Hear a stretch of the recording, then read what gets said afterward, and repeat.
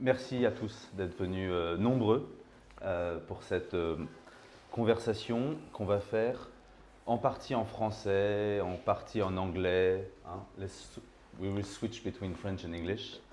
Japonais. En partie en franglais. En franglais, tu l'as en japonais aussi. Japonais. Qu'on organise pour le finissage, la fin de l'exposition de David Horowitz à la galerie. On a eu la chance d'avoir Guy Tortosa qui nous fait l'amitié de se joindre à nous pour cette conversation. Guy et David, you've known each other for a long time. You share this passion for gardens, artist gardens. En français, je ne vais pas faire le CV complet de Guy. Guy a dirigé pendant 24 ans? Non. Tu viens de diriger pendant 24 ans. Le Centre international d'art et de paysage, l'île de Vassilières dans le Limousin. I am not going to go through all the works in the exhibition now because we will talk about them over the course of the talk. There's only one, or there's two, I guess. The what? There's only two works. There's 14 elements. Oh, yeah. This. David's exhibition is held in both galleries. Forgot about that. Yeah. You forgot, right? Yeah. The title of the exhibition is Avenues All Lined with Trees. All the works in the exhibition, they either evoke or they come from David's garden in Los Angeles, which is called the 7th Avenue, David Horowitz 7th Avenue Garden. The exhibition finishes tomorrow, and I would just to say that this is the first exhibition from a cycle of shows at the gallery that are all addressing questions about artist gardens, and it's 3 exhibitions in a row, all solo shows with 3 artists we represent and who happen to all have their own gardens somewhere in the world. The title of the cycle is Avant Gardener, which is almost a quotation of Ian Hamilton Finlay, who liked to define himself as, almost as a joke, but as an avant gardener. And we wanted to pay tribute to Finlay through this cycle of exhibitions. Maybe I should start with the first question, because you became a gardener a few years ago. And why did you start your own garden, and why in LA and near your studio? Well, it's a long. Well, first let me say one thing. The garden actually has no name. I refuse to name it, but people have given the names, and then I just allow it to be. And recently, everyone's been calling it what, 7th Avenue Garden? 7th Avenue Garden. Yeah. Well, that's what Google says. Oh, yeah, that's right. Somebody made that. Yeah. But I just arrived yesterday, so I have a little jet lag fog, which will maybe make the conversation a little better as I start to drift into dreams. But so, what was the question? Was when, how, why? When, how, why you became a gardener? I don't know. And are you even a gardener? Perhaps I apologize for my English, but I will try. His work is a work open on the question of what is outside, on the question of the encounter, and it can be considered as the beginning of something that could become the activity of one gardener, to be in this relationship with what we call in French l'ouvert. Rainer Maria Rilke speak in Elegy Aduino about what sees the animal, for example. He speak about this question, the ouvert. There is a dimension of public space.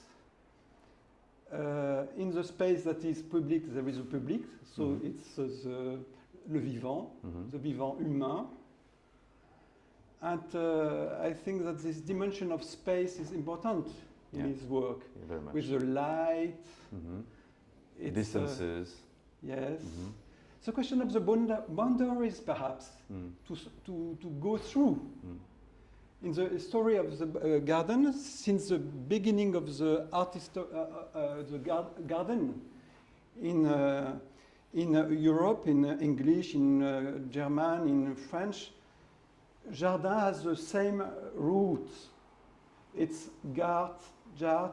It comes of the boundary, the limit, The enclosure. The enclosure. fence. Fence. Fence. Yeah. Mm. Mm-hmm. Mm. And the question of gardening today, perhaps it's to go through the fences, through the boundaries, considering the whole planet Mm. as our gardening, Mm. and the all citizens as gardener in a way. And I think that is involved in his taste for what is light, space, go through encounters, living are sorts of levels to go little by little to this main art that is absent of art books, of history art books. You can look for gardens in Panofsky or Anthony Blunt's books or others. But it's normally the best, the worst, the best art in a way, because it is very humble, humility, humility, that comes from humus, humility, the root. And this art that very often gather all the arts. When you go in gardens, you have concert of music sometimes, you have the statues, you had in the past also paintings. But the garden itself, without works of art in, it's a sort of art that is wonderful because it gathers, it collects all the senses, all the sensations. It's really a place for the aesthesis in Greek meaning, sensation, and for the diaetia, the dietetic. Dietetic, it's the art of living. It's a place of dietetic, of diaetia. And it's for you, because he is a man of art of living. Maybe, hopefully. Sorry. But so I'll just a brief history. Well, I mean, the garden that we speak of, the garden that I have, the 7th Avenue Garden, as you called it, is directly across the street from my studio. It was started in, I always forget, I think It's during COVID. 2020, 2020. 2021. 2020. Yeah, we made a date at one point. I just had to find the first time I took a photograph of it, and then look in the phone and see what date that was. And I think it was December of 2020, something like that. 2020. But I always count it. For me, I count it how long have you had it in terms of spring, and then because in spring is when things start to happen in the garden. And so so there's been so far 3 springs, and we'll soon be into number 4 in the coming months. I mean, it's still fall, but in California, things, once it starts to rain, things start to grow right now. So this is like my 4th year. At the beginning, it was a neighbor that allowed you Yeah. So this to plant or to cultivate things? Yeah, so it's directly across from my studio, and it was a vacant building where there was a house that had caught on fire, and then the landlord had completely razed it, demolished it, raised it, and then it was an empty lot. And I would watch it for a few years because it was an empty lot, so the weeds would grow. And then I would watch, and I was like, and then the butterflies would come with the weeds, and then the owner would come and cut everything down. I was like, oh. And the law in California forbid to build again immediately a new house, I think. On a burnt land. Oh, I don't even know. Is this true? Well, it's you who told me that. No. Yeah. No, they didn't want to build. Because you told me that maybe because of the land was had been Pollution. polluted Polluted. by the fire. Really? No, no, Yeah, no. yeah. I never said It this. could be. No, no, no. Okay. Anyway, No, it's not true. But I like the idea of a sort of catastrophe, or Yeah. to say in English catastrophe. catastrophe. Yeah. It's a very, Catastrophe. it's a very romantic theme and concept, you know. Yeah. In the romantic time, in England especially, there was an aesthetic coming in the garden art history that gave a great importance to, for example, trees were felt because of the storm or the hurricane, and other things like that. Considering that we had to leave the idea of the beauty as a equilibrium, as a balance of something coming from the Nombre d'Or, Platon, and those things, and considering that there is another beauty also that is not. That is the opposite, that can be not symmetric, that can be apparently the death, but little by little we discover, and you discover that many things that seems to be dead are places for the life, but a life that we don't see at all. Well, you can see if you look.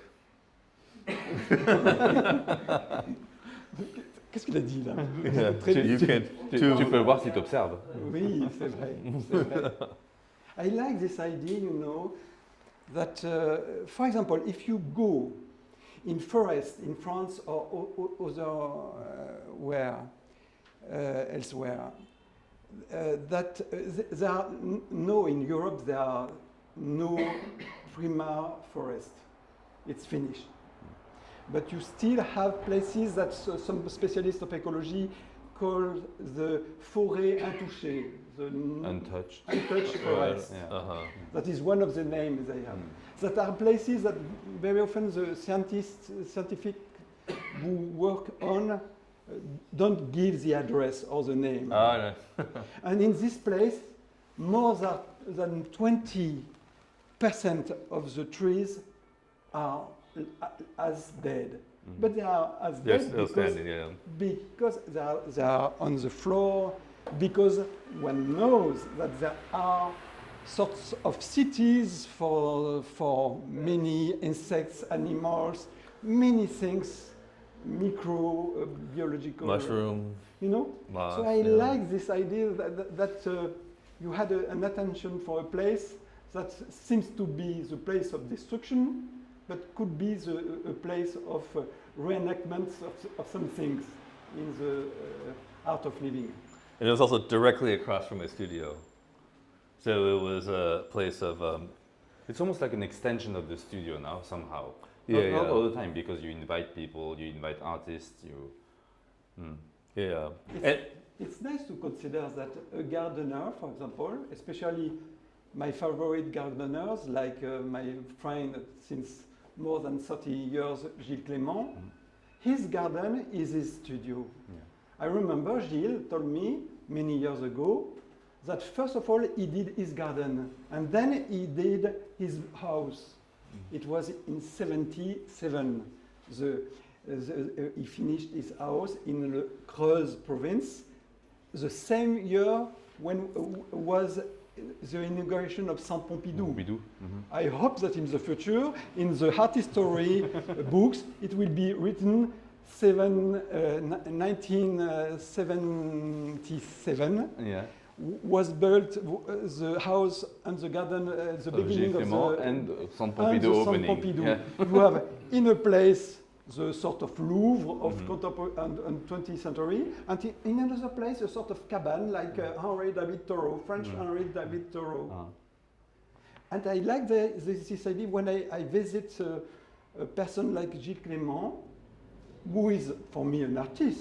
He is a conceptor of garden, but he is a practitioner naturally, like an artist. Most of the time he is in his studio, and this studio, it is a garden. So you have an extension of your studio now through the garden. Yeah. And an extension also of your way to make art. And the studio has become irrelevant or empty. You actually, Well, don't you actually spend almost more time in the garden than Oh in the yeah, studio so much now? work, so much. Right? Behind you, you see a few letters, and because you were talking about how something that looks dead actually can be the basis for new life. It's if I do a quick summary, the key, I would say, the central project for your exhibition is that you selected 14 public collections to which you donated 14 trees, 14 cuttings coming from your garden. They're plumeria trees. Yeah. French. Originally institution. from my grandmother's. Originally from your grandmother's. Yeah. Which was down the street. Very close. Yeah. And this is the correspondence that you had with Béatrice Salmon, who's the director of KNAP here. And you actually replied, it's a beautiful letter, and you will have copies online and you will be able to read the whole letter. But you want to read it? At some point, it's a bit long, but at some point, you're answering one of the questions, which is, what is the work? Yeah. And you say, well, there's a material part of the work and an immaterial part of the work. And the work is actually more on the immaterial side, and is the gift. So one of the questions in her letter, she asks you, what happened if the tree dies? And you replied, by the way, it's not if, but when the tree dies. And you say, for instance, if you have planted the tree can fall on the ground, and then maybe there will be bugs, living in the tree, or what is left of the tree. Maybe birds will eat those bugs. So are the birds flying in the sky the work? And you say, of course, I'm not going to answer this question, but it's a beautiful letter where you expand the definition of this work and artworks in general. Yeah. No one's going to read it for you. You could all read it after. I am interested in this dialogue, because I know Béatrice Salmon since a very long time, and I accompany since many decades the National Contemporary Arts collection. Dorit is participating to this marvelous institution. And I remember many times in the past I tried to make that the lines could move in buying art that could be ecological art in this collection, like in many others. And I remember so well difficulties with works in which there were living things. Living elements, yeah. Living elements. And I appreciate the quality of the response to Béatrice, but because it is the proof that she had an evolution, and she makes that our institution evolves. That is nice, but I like also what you say to her, because she needs perhaps also to give assurance to her staff, because in our staff there are conservators, and the conservators are specialists of maintaining dead things in storage where the microbe or virus are forbidden, and life is forbidden. So I think she has also to organize a relationship through you with her own staff. But I like that you, in some of the elements of your response, I noticed you said, you began to say something that would agree to my friend Gilles Clément, for example, because you said, first of all, the planet is a gift. So, déplacement of the subjects, the scale of the question, you said the planet is a gift, and then you assume a part of art history of the previous decades, because you said you speak about a conceptual gesture. So it's there is some conceptual art in David involvement, And then you speak about the fact that there is a sort of transfer you do of a conceptual work, you speak of work. So there is this dimension. There is a question of a work, and there is a question of something else that is perhaps not exactly a work, that is the nature, the creations. There is not only creation in art world. The creations that are also the trees, the vegetables, the fruits, the animals, and the things. And you speak also about responsibility you have, you say to Beatrice, in taking care the work. So the question of taking care is very important. We know we are discovering again this concept of the care, le soin. And you say that she has perhaps a responsibility, but you don't want to culpabilize her because you speak about the fact that perhaps the plants will die, so at the end perhaps she will present the photos, the letters, because it's my art also. You do my art. Together, we very often spoke in the past about Kadere when he sent text pieces or other. You are also an artist of, and at the end, as I have to say, you speak of taking care. You said you say in taking care the work, the cutting, dried and drain of the possibility of life could become the artwork, but you add, and if the tree dies, you will exhibit perhaps the photos, the letters, and things. So thank you, because with your response, Beatrice Salmon and her staff can begin to accept, perhaps for the first time, a work of art with life in. Because I have in my remembrance many examples of things that were not accepted. We accept only the salad of Anselmo or the milk of Wolfgang Leib. And with the milk, we put it in the garbage at the end of the day, and we do not do cheese or yogurt, unfortunately. So it's a first time. I hope that you will transform the place, and that the National Contemporary Art Center that will have a new building, perhaps with you, will have also a sort of glass house nearby to make, perhaps to conserve the work of art that are living. I would like to have both a museum and a glass house, making a unity for the art of tomorrow and the art of yesterday also. Thank you for that. Oh, you're welcome. I mean, the other thing was that each, as opposed to offering the gift, we mailed the tree. I mailed the trees from Los Angeles. So there's an imposition. They open the box unexpectedly. They were unsolicited donations. Yeah. But of course, and the tree was in the box.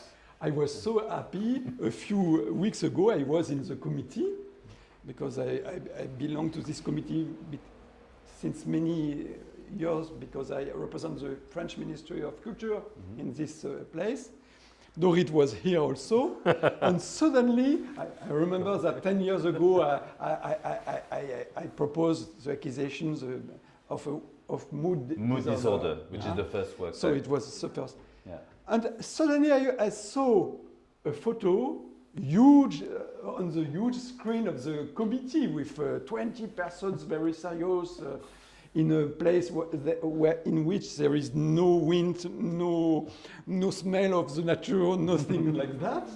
And I saw the frangipani, and I heard Beatrice Salmon saying, we have to have a consultation to ask your authorization, because we got a letter from David Horwitz, who asked the CNAP to accept a frangipani branch, and she did not give us the complete correspondence between you, but she began to say that naturally, it's not easy for the KNAP to accept that at present, but she had a good idea. I said that it's a good idea.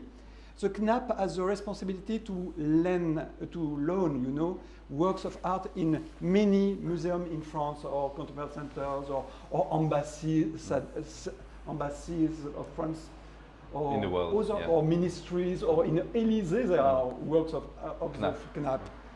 And she and her staff thought that it would be nice to loan this piece to a place in which we know that there is a culture with ecology and those things. And they thought to a contemporary art center that is in the Provence, in the south of France. That's important for Frangipani. For because Plumeria, it's not yes. Paris, it's not No, California. too cold. And they thought to Mouan-Sartoux, in which there is the Espace d'Art Concret, created by Honegger. So, I mean, officially we don't know yet, you know, I mean, we know this, but we haven't received the official letter, but yeah. But if it is in such a place, it's wonderful, because I said to you that Espace d'Art Concret, it's becoming little by little a place for art and ecology in dialogue, but it's in a city that is one of the rare places in the Côte d'Azur where the police, the people, politicians, yeah, organize the city through ecological values. In Mouan-Sartoux, since more than 20 years, more than 90% of what is given to the children in the schools to eat is coming from gardens in the city, in which what is made is biological food. So if the KNAP could lend your work there, and lend your work, in this case, it would encourage to plant the work. Yeah. It's not every day that one lend work to plant it. We know How do that they return it? You know that with people like Spoeri and Parmigiani, there are works that are underneath in the floor, but that are not plants. Growing roots. Your is different.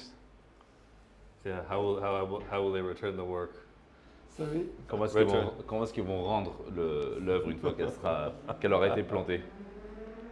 Perhaps they will They send the photograph. No, they just cut a branch off. And how they will name it. You said there is no name to the garden. It's very interesting. Many times in the history of art, that there are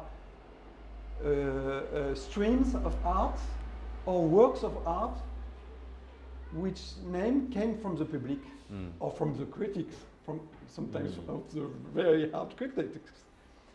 You know, in Paris, les deux plateaux from Daniel Buren.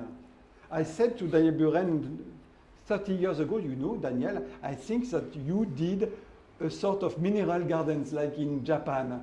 He said, I am totally okay. And he made me confidence. He said, if I would not be an artist, I would be a gardener. Buren told me that 30 years ago. But this place in Palais Royal, at the beginning it was Les Deux Plateaux, the name. But with the time, very the nickname, les very colonnes. fast, it was Les Colonnes. Ouais. Les colonnes, the people say les colonnes. Parce qu'il y a because there's also a whole group of other columns all around. Yeah. So I wait for the name. Well, this work has a name. There is a name. For the work, not the garden, but for the work. Oh, for the garden. Fleur de Oh, Corbeau. the garden. Yeah. Fleur de And Corbeau. this, the name is It's Fleur de Corbeau. Fleur de Corbeau. Why? Why? why? Well, the indigenous name of Frangipani is a crow's flower. With Nahuatl. En Nahuatl, Nahuatl. au Mexique avant, Ah ouais? le frangipanier, ou plumeria en anglais, se disait fleur de corbeau. Why? Why? You have an idea why they would call it the fleur de corbeau? I have an idea also, but I want. I have an idea? Yeah. I actually don't know why. Perhaps because, you know, in gardening and the ecological person, the people who are involved in ecology know that the birds play a role very important in transporting the seeds, like the wind, like the waves in the ocean. Perhaps it's the sheets of raven that is at the origin. Maybe. Oh, that's so loud. What is that noise? Corbeau. Possibly. But also the crow is known. We'll go ahead and close the door. Yeah. What's that? For me, in the letter, the crows are known to offer gifts to people. It's like common in crow mythology.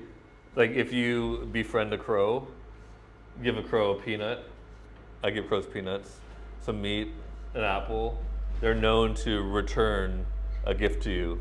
Because in the garden you have I have a crow platform. crow platform. And so far, I haven't received any gifts. Yeah. I like this But idea. they take all the peanuts.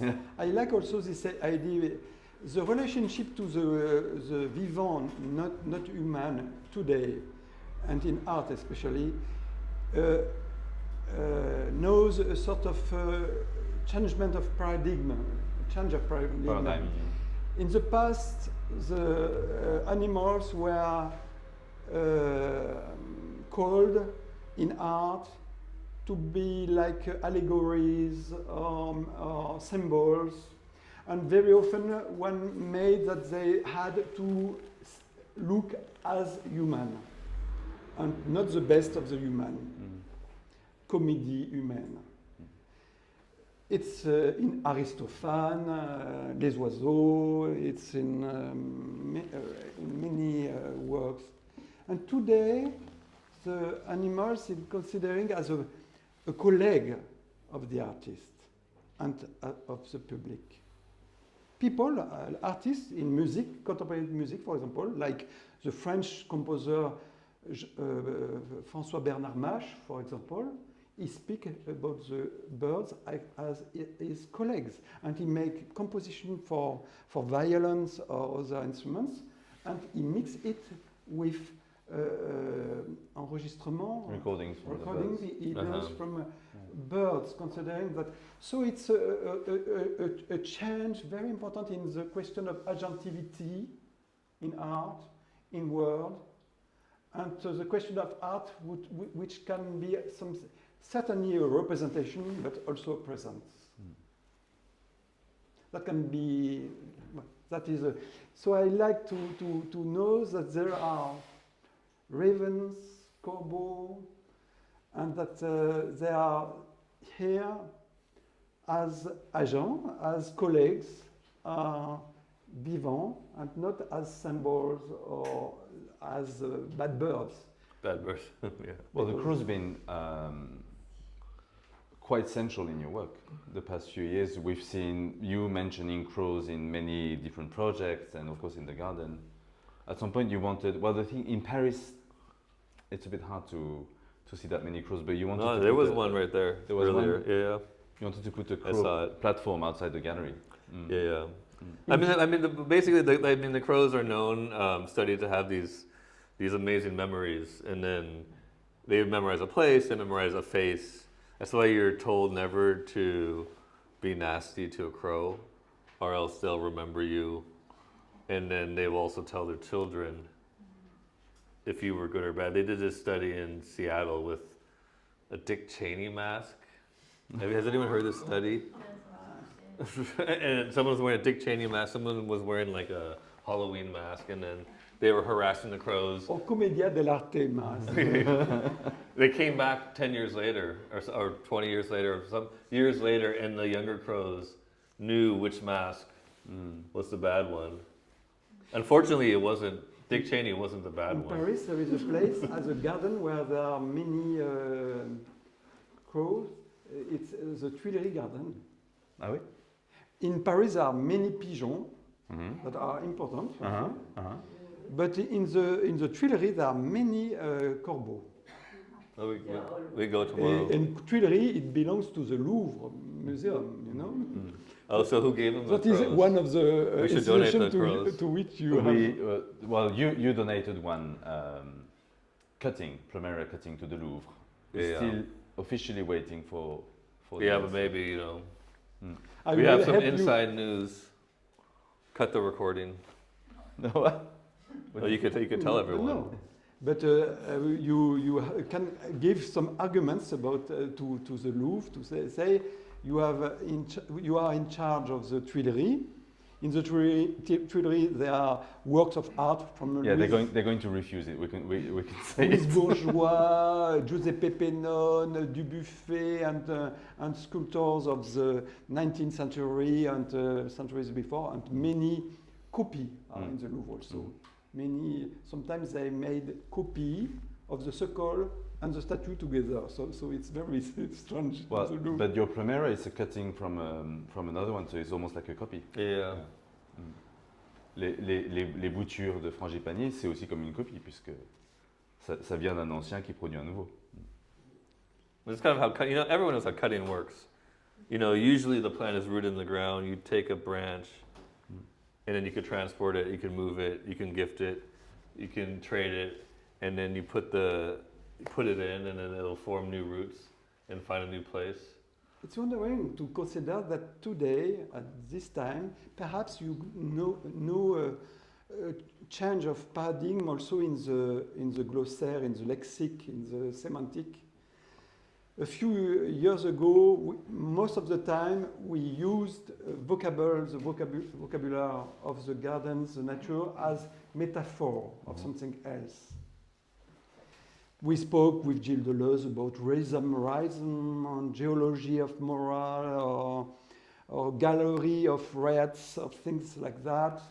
But it was not directly linked to a knowledge and to a practice of what is living. And we know a new time in which the time is here to speak about reason, but to work with reason. Gingembre, ginseng, other things like that. We speak about Racine, not the tragedian, writer, Roots, but yeah. roots, but that can be real roots. Well, you talk about mapping too in the letter that you sent to the museums with the cutting for the donation, and you talk about drawing a map in the world in a network, and knowing that 14 of those cuttings from your trees, they arrived in France, and some obviously will stay here, right? You insist a lot on the idea of mapping. Yeah. Sorry, the jet lag is coming. No, I was. Yeah. C'est la référence deleuzienne, là, je sens. La carte ou le territoire, c'est ça. It was like the mapping of gifts of networks. I mean, that's how that's how cuttings work. They move, you know, they change hands, they go places. And you know, since many years, and sometimes I felt alone, I thought to this link between contemporary art and ecology, gardens, and the things. And there are nice examples. One very often speak about Joseph Beuys. That is the exception that confirms The rule. the rule. Making 5,000 oaks, for example, projects. That is a planetary garden in a way, and a participating work. And one could give other examples of artists like Monet. I always thought that Monet had a masterpiece. Certainly some are paintings, but Giverny is a masterpiece. And Well, we went it's to garden. Giverny together recently. Was it a masterpiece? And they so, but Giverny became a sort of touristic product. Ouais. So, like Yeah. Louvre and the Joconde, he has a strong impression. Yeah.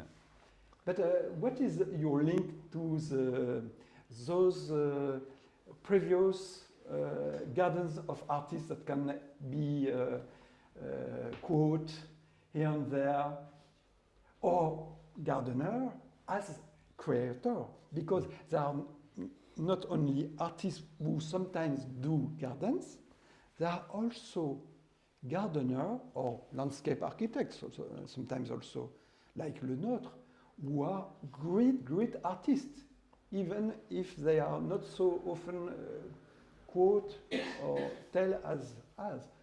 So, what do you think do you have a link to those ancient creators of gardens? To the ancient creators? Of gardens? Well, you recently, you were in Well, I was in Little Sparta, yeah. but that's not ancient.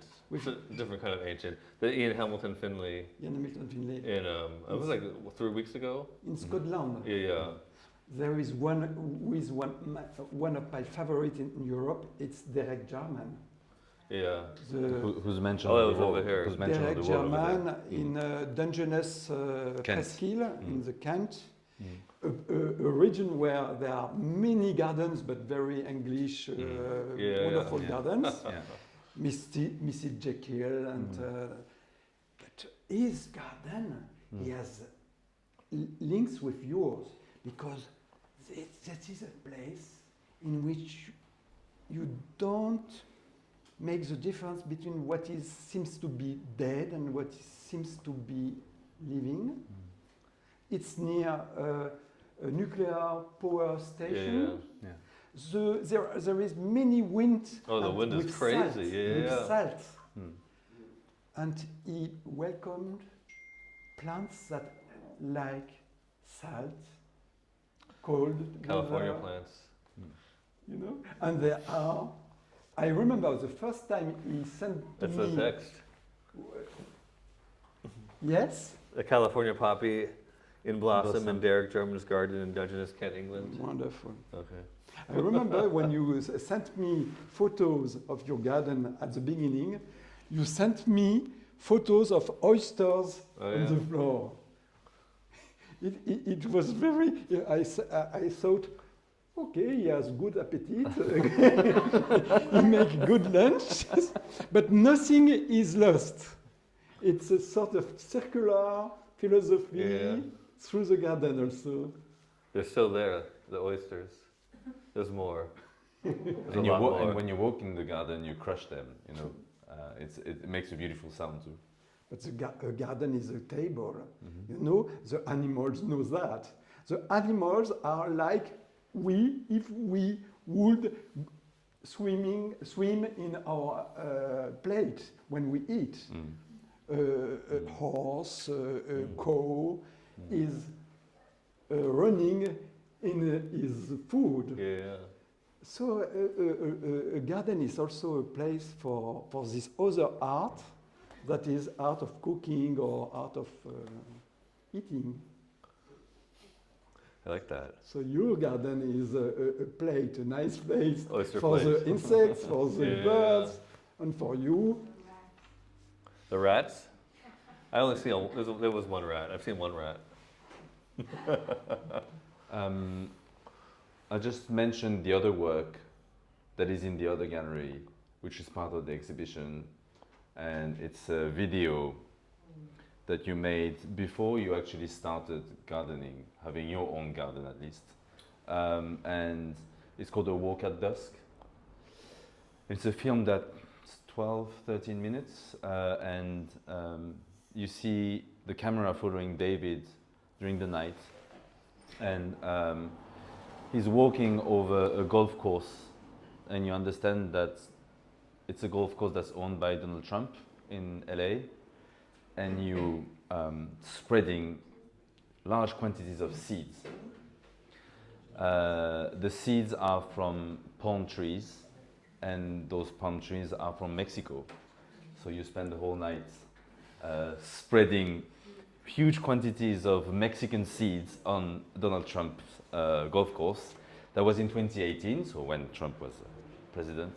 And well, I can say the end of the video, which is beautiful. The last scene is the sprinklers. Oh yeah, yeah. Right, watering the entire golf course, and then you understand that they're also watering the seeds. But that was before you actually started your garden, but you already had all those elements in your work. And we put it in the exhibition first because we wanted to show it. Of course, now it's a campaign in the US. And of course, it was a beautiful way to evoke the garden through that work.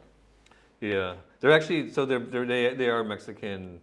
They're Mexican fan palms. They're the tall, skinny palm trees that are the trees that are iconic to Los Angeles. So those are the ones that are in LA, and they've actually breeded with the native ones from Palm Springs. If you think about the word Palm Springs, Yeah. it's called Palm Springs because they're springs with palm trees. The California palm, and then they've crossbred, and you can find them in the cracks throughout LA. So technically, yeah, they were Mexican trees, but they were the trees from LA that have kind of like become the iconography of Los Angeles, like the We saw silhouette. we saw it when there was transfer of the Olympiad between Paris Yes. and Los Angeles. You had a group of rock, pop music Behind with Snoop Dogg, palms, there was the palm trees. with palm In trees. Paris? No, No. the video they did on TV. Oh, When they okay. started This is with Tom Cruise on a. And I thought when I forget, saw maybe. that, I regretted the rain for the inauguration of the French Olympiad, because I thought I'm sure that the rain is the best thing that can happen to the world for gardening, for and palm trees on the beach in Los Angeles with skaters. It looks like a sort of image of dérèglement climatique. But the golf also is degree zero of the gardening. It's a total folly in ecological way. It takes many water. Yeah. There is no diversity.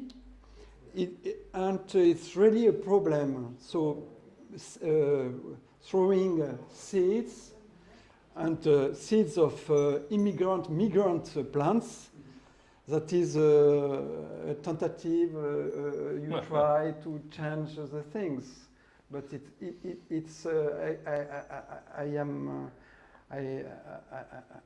I think that it's perhaps too late, But even it's too late, we have to do efforts. But and in this example, I think that you are a cousin, a parent of.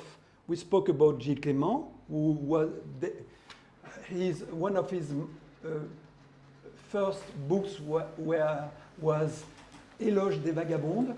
Mm-hmm. It was Éloge to the Vagabond, what is Vagabond. Yeah. And one of his theory, like garden of movement, these things. It's like this. And there is also in your work some things like linked close to Lois Weinberger. Mm-hmm. Weinberger, Lois, he died a few years ago. He was really a man saying welcome to the ruderals plants, Ruderals that are exotic plants. The what? Ruderals. It's in English weeds, like weeds in a way. He made, for example, in the Documenta in the 90s, I think it was Documenta 10. He invited exotic plants on a way for train, and sometimes he helped the plants, the migrants, with a marteau piqueur, and he make holes and he returns the earth, because those neophytes or ruderals, they are other names, but you can retain neophytes, for example. That means exotic plants. They come very soon, very fast when there is un chantier. Upheaval, like a Yeah. like a upheaval. disturbance. And disturbance. Louis Weinberger, as an artist, was very close to both anarchist thought. He was really, I think, an anarchist at first, and also a gardener, or a peasant in a way. His family was an old family of peasants also. I don't know this work. Louis Weinberger is very interesting. You'll tell me tomorrow. It's the parents of you. Isaiah, Like Derek Jarman. the lost parents. Like Derek Jarman and G. Clement. That are good cousins. Good cousin. good. It's a stepdad. No, it was because this project we've been speaking with David for quite a long time, and of course your first reaction, which is absolutely normal, you said, well, the gallery is basically a white cube. We're not going to move a garden into a white cube. It doesn't make sense. But I think that the conceptual side of the donation, Fleur de Corbeau project, also could come from the fact that the context is a gallery, an art gallery in a white cube, so you needed that dryness in the project. Yeah. Yeah, well, there was a moment when I wanted to bring in the fish heads. I remember. You've seen the fish heads. There's fish. We have fish heads in the garden. Sorry. No, because there was a question of how do we bring the garden in here, and I was like, you don't bring the garden in here, but if you want, we could put a bunch of fish heads in here, like I do in my garden. And it's going to stink, and it's going to be really nasty for a few months. Mm-hmm. No, but that was a way to evoke the garden. Also, you sent during over the course of the exhibition, you sent the mail art, which is watercolors you made in the garden with the natural elements, and you send them through the exhibition so that, in a way, we have a sense or a sensation of the garden that actually exists and is alive somewhere else, which is Los Angeles, coming from LA by mail to Paris. And again, it's a question of distance, and of course, you mailed the Primera trees cuttings to the museums, and of course you wanted to mail the watercolors. But it was, a strategy in the end to think of an exhibition that is related, linked to your garden, which is a really central element in your work, but at the same time, how can you adapt? Yeah, it's also a question of time. Yeah. I mean, we could have started with nothing. I mean, I did propose all of these ideas. I was like, we just keep the gallery empty, and then by the end there'll be some works in it, hopefully. Yeah. If they decide to grow. Yeah. Maybe they won't. And on those aquarelle water paper, it seems to be there is water. Where did it come from? This water? It's water. Well, so this is a question. In California, there is no. There is rare water. Well, we have water. Water is in the water is in the Gulf in California, or in the swimming pools. The Gulf of California? Well, that's in Baja. But there is prints of water. Yeah. It's very important, this presence. I like the idea to say aquarelle, it's a painting did with water, and very often I said with eau de source.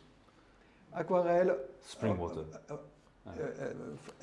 This water came from a hose from the tap water, which comes from about a couple hundred miles away from the Owens Valley, which is snow melt from the Sierra Nevadas.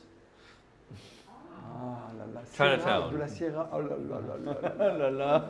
Ah la la la la. La Sierra. Sierra. Yeah. Il y a un livre. There is a book that I admire. It's the book of the great American naturalist John Muir. John Muir. Yeah. Un été dans la Sierra. It's wonderful. It was very important. It was at the end of the 19th century.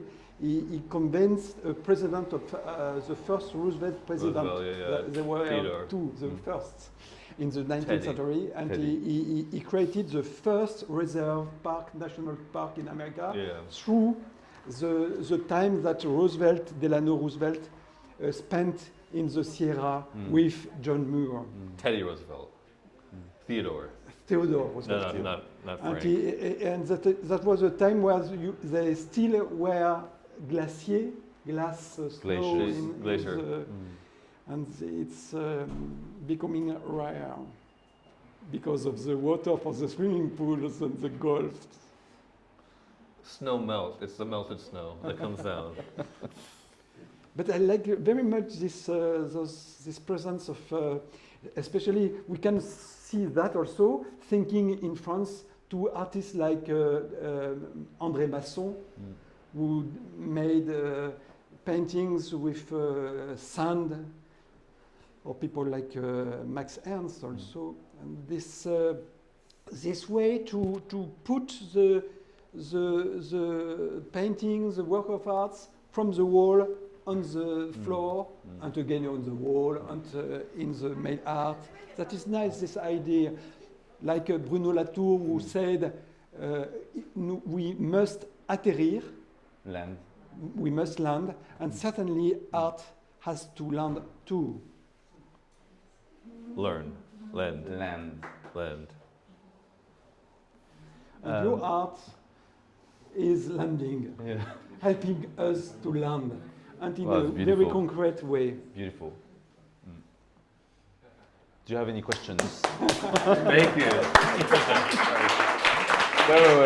Do you have any questions? I just or remain silent. Est-ce qu'il y a des I don't questions? speak.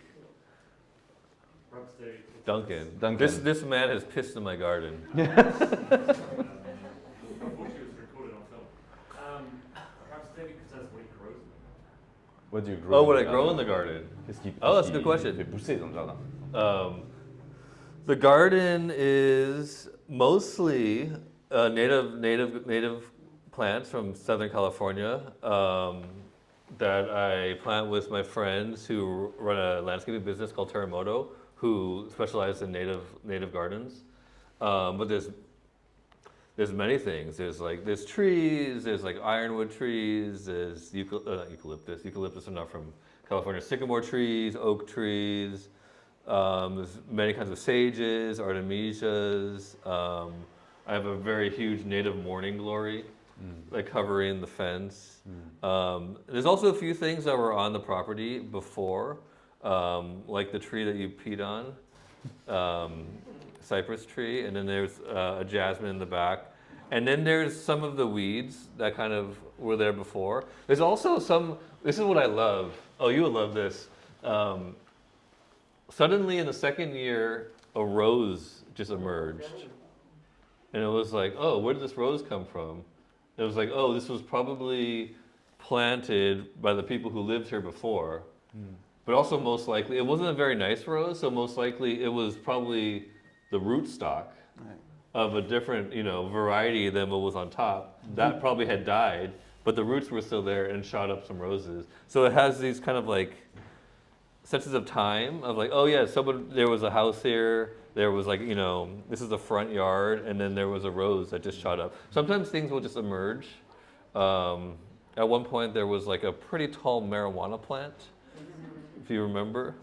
I do remember that one. Yeah. Some of those seeds went around the world too. Some to Brixton.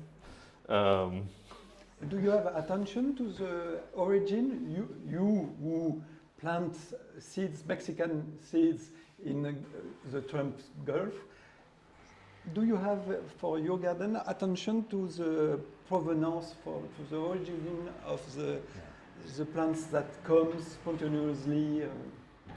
Like, do I mean, well, like from where they're from, a lot of like you, like me, like us, we come from so many places in the world through different generations. I mean, most of the weeds are not they're from elsewhere. They come with us. or come with something. I noticed that some of, for example, you said palm coming from Mexico, certainly South of America. But for example, frangipani that comes from America, and you also I saw you worked with honey locust. A few years ago. I saw some today in Republique. And so, we tell it's in front. I was thinking, what is a honey locust? There is, and I saw févier épineux. I thought, what is that? Févier épineux, and it's Gleditsia. And there are many in Paris with great. Right now, they're all turning yellow. And that comes also from America. Yeah, from the east. Are there plants from Asia, for example? Because you live in California. California, it's on the zone, the region of Pacific. Yeah. And Pacific, there is a special. I remember James Turrell.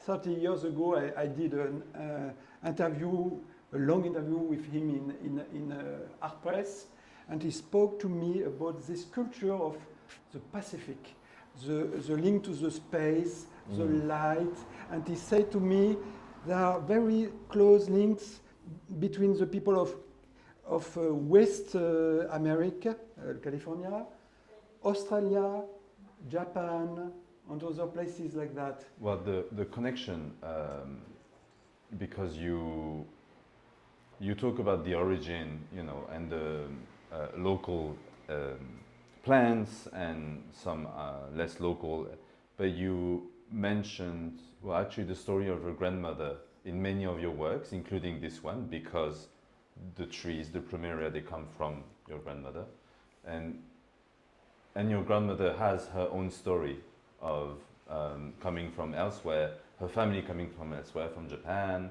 and then being in California. And this is, I see an obvious link between what you say about local and distance, right? In the garden and the family history. Yeah, my grandma's plumerias were from 6th Avenue. My garden is on 7th Avenue. Very local. I only do local by 1 block. Yeah. No, but it's funny, the plumeria, the frangipani, it's from Oaxaca. I was in this beautiful, the beautiful garden in Oaxaca City? I forget who made it. It was an artist. I forget their name. Maybe someone knows.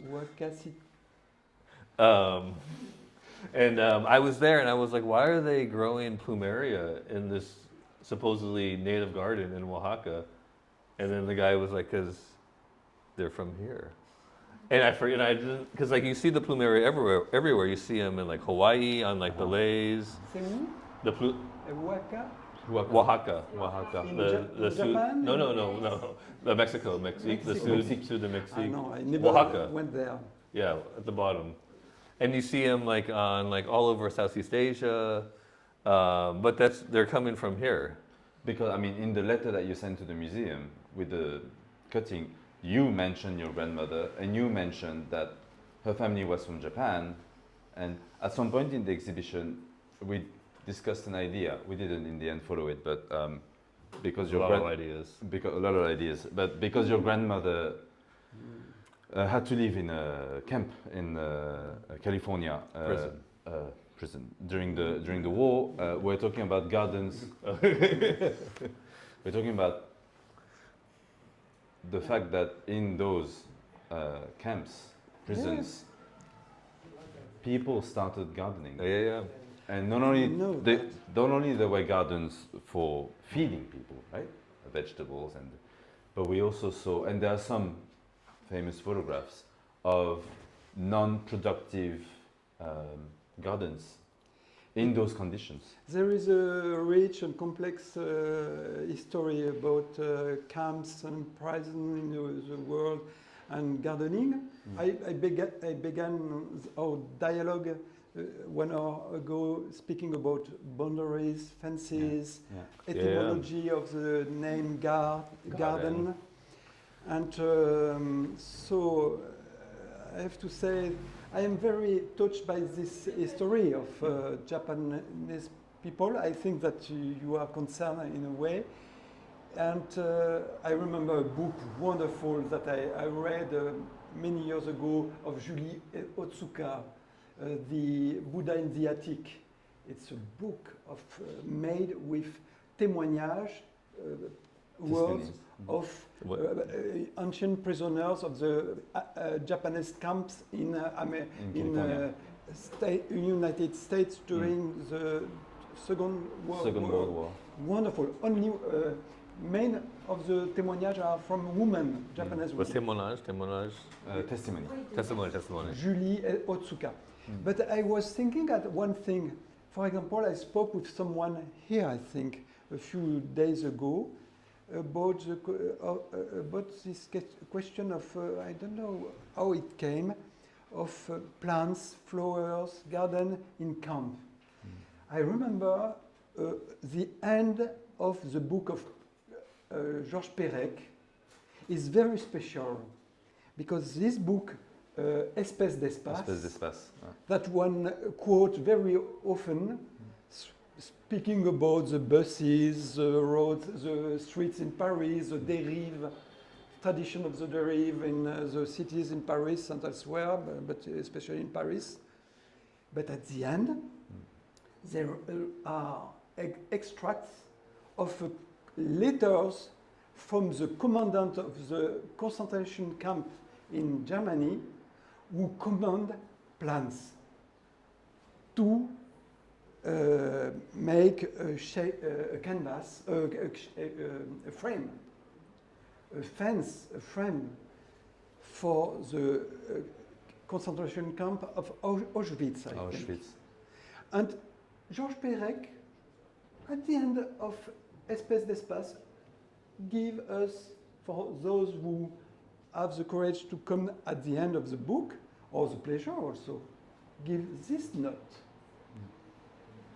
Yeah, creating fences with plants. Plants. Yeah. And there is the detail of the types of trees and flowers and little trees that he wants for around the camp.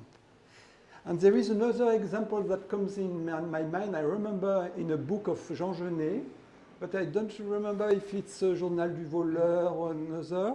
Jean Genet also has he speaks about the time when he was prisoner as a child in a camp in the Touraine in France, the very nice traditional region of Touraine with the castle of the Loire, those things, you know, and Du Bellay, Ronsard, and those things. And they were a bagne, a prison, Fontevraud.